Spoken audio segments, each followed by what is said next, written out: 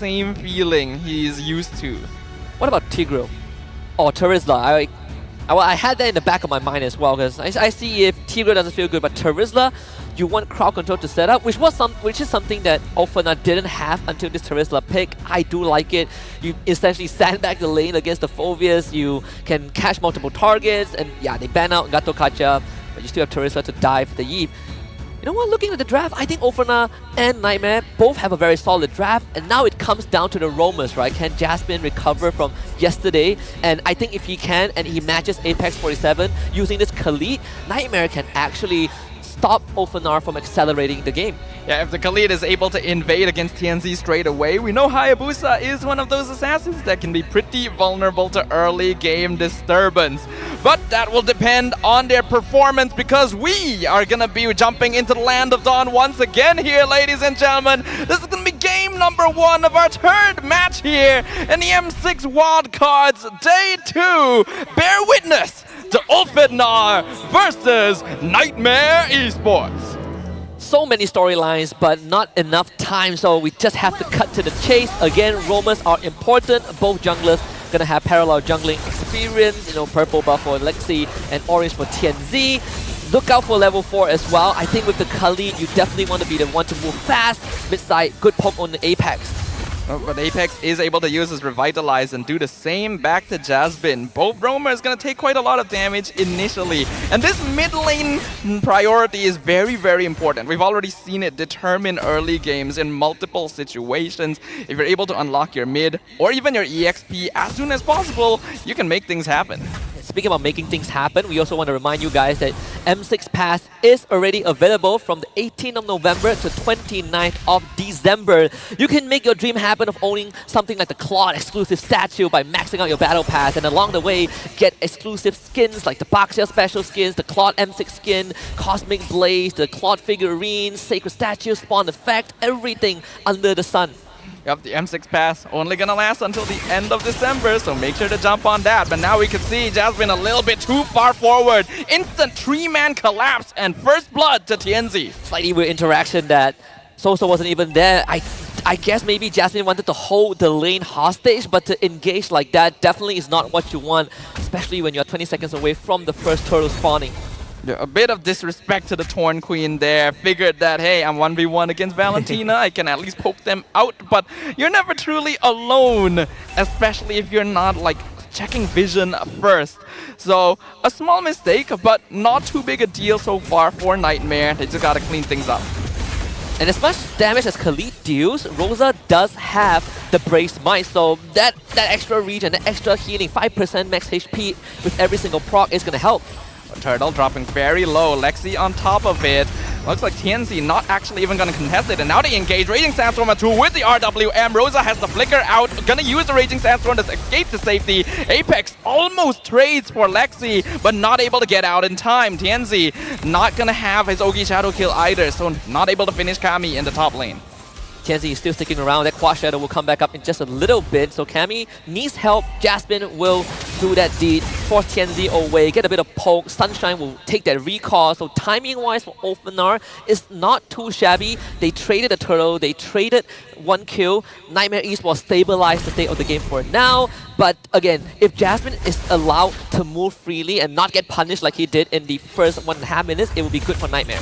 Yeah, Nightmare Esports were able to even things up a little bit there because, oh, hold on. The Fear of Alpha misses on Rosa, and Glorious Pathway means he cannot continue. So a bit of a failed gank here. It's a very good attempt, and Alpha also doing a great job of stopping Alien. It's just incredibly tough to fight into a Phobias. Even though you are technically a sandbag as the owner of the body of a Smith, Alien still has to respect the constant poke from Alpha, who at the same time is running that vengeance, so he is just going to be a brick wall.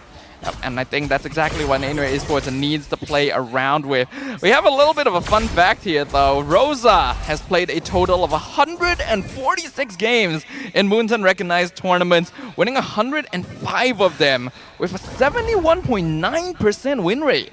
I don't even get that high of a win rate on my best hero. Oh, Apex gets caught with the Raging Sandstorm. Beautiful knockup from the Phobius right into the RWM, but Apex still surviving all of it with a Revitalize, which means that Opper is separated by himself. A massive spam of the internal pursuit. Fear of Destruction lands on Sunshine, but he's one hit away from death, and TNC is able to get out of the Cross Shadow as they trade for Jasmine.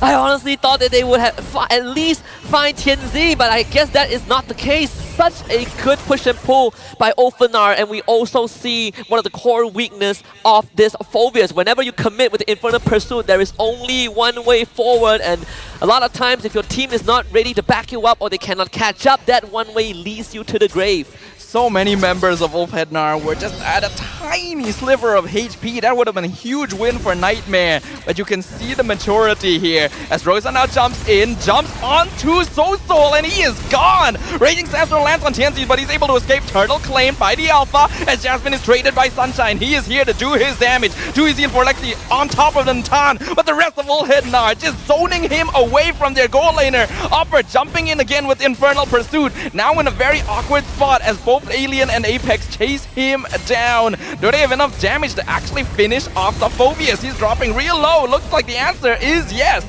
Man, Ring of Punishment is so punishing. Oppa slow down to a crawl. There's no getting out. Bottom tier 1 does go over to Nightmare Esports as Cammy decided that he didn't want to be part of that skirmish.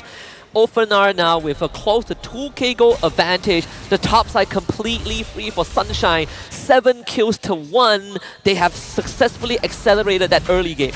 And they managed to give 2 kills and 1 assist to Sunshine on this Natan as well. We talked about this. This hero can be pretty annoying, especially if he has some farm under his belt. This means he's gonna hit that spike around the 4th item much quicker.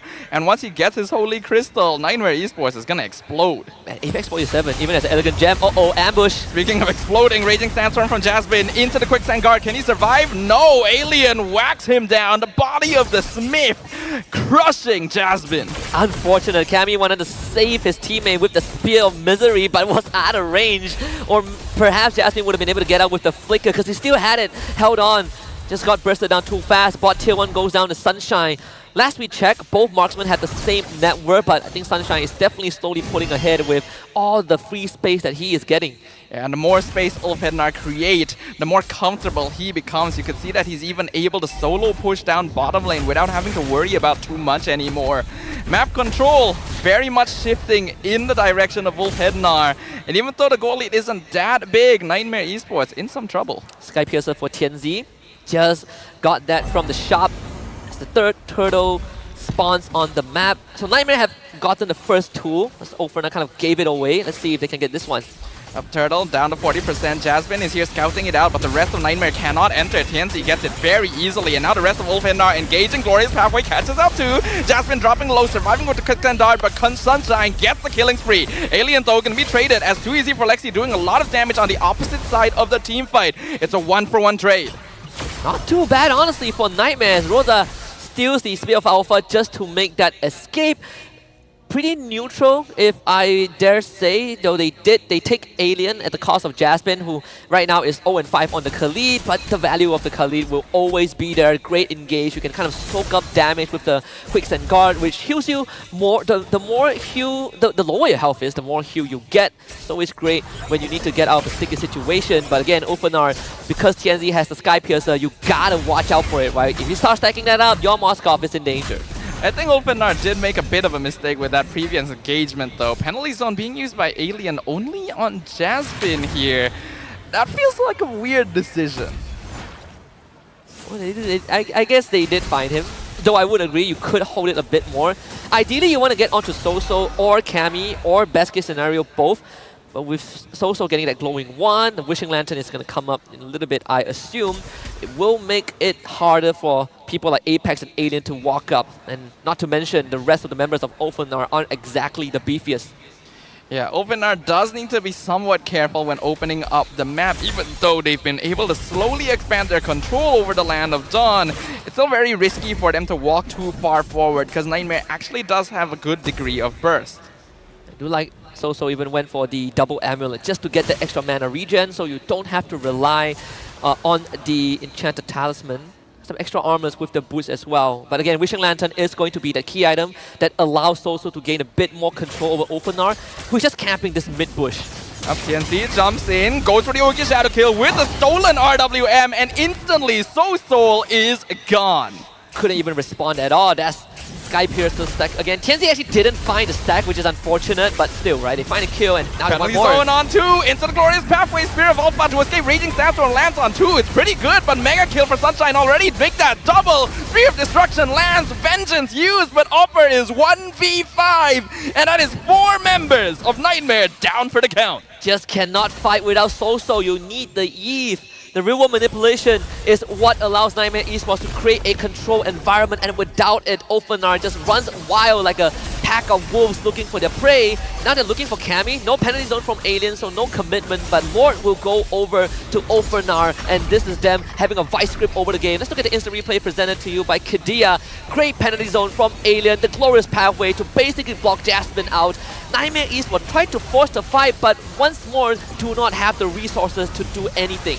Nightmare Esports definitely did not want to fight there. Great job by Alien to punish them for standing a bit too far forward when they clearly didn't have their battle utils anymore. Once Soul was gone, Nightmare needed to shift into defensive play. Definitely did. Even right now, I think it's tough for Cammy, right? He's been getting some space, but that space has quickly shrunk. Bot tier 2 should fall. The jungle is completely plundered by Ulfhednar. It's again like a bunch of wolves. They're feasting right now. It's a buffet for the Turkish team. They look very comfortable right now. 5k gold lead, not actually that big at 10 minutes, but a 13-2 kill score shows you how heavily they've been dominating Nightmare. Glorious Pathway cuts them off behind a beautiful flicker penalty zone on 3 members. RWM comes out, Sunshine from the flank. Winter Crown used by Alexi in the mid lane, but he's not going to be able to survive. Apex picks up that kill. Spear of Destruction whiffed completely. The rest of Nightmare still alive though, so they can hold their inhibitors. That's the key item I've been waiting for. Wishing Lantern for Soso at 11 minutes into the game. It does feel slightly bad that it took him this long, but better late than never. And I gotta say, Sunshine's positioning is immaculate. He noticed that Nightmare Esports were funneling into that mid side, so he came in with the entropy from the right side of the fight, and Nightmare had no resources to even force out the Purify or force him to retreat. This 5-0 Natan, Holy Crystal as the third item. We talk about that, accelerating the critical mass timing, and he is now at that point. 1.6k ahead of the enemy gold laner. Jasmine walking up to scout, and he is gone. That's what we talked about. Monster kill for Sunshine. When you have this Holy Crystal, you do so much damage. Oh my god, just blew right through Jasmine's health pool. This is a choco. Ulfhednar, they are just going to keep Nightmare Esports on their side of the map. Basically lock them in the base, right? They can keep shoving the wave, and once that Lord comes up, it is Lord time.